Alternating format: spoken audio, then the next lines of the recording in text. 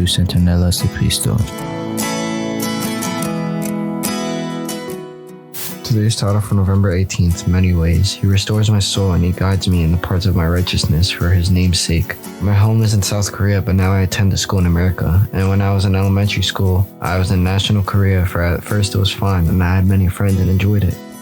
But my parents heard that the Seventh-day Adventists and teachers were so very kind, so my family moved to a house near the Adventist school.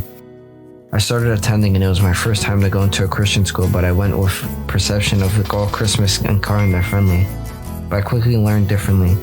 At this rate, the school students seemed to be rich and greedy, and they didn't like where people came from in the national school. They were confused by the treatment towards me, and it was very hard to find a good friend.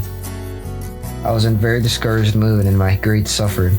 Not continuing that school, so I went to a national middle school in my village, but in the school, adults especially didn't like the Seventh-day Adventists. I was very perplexed and I was struggling with my relationship with God. I did have some friends and they were kind to me, more to my students than my previous school, but it was still difficult.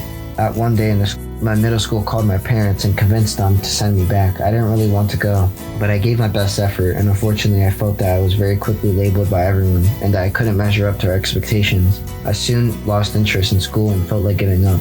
So my parents found a school in America for me and I went to attend at the Great Lakes Academy in Michigan. I felt I was up for another adventure. In the next school year I enrolled in the MPA and I like it here. I study hard and exercise every day, involved in a choir and band and soccer, and I know that God has allowed me to do different experiences. I plan to grow in Christ and do all my things no matter the circumstances. Thank you for listening.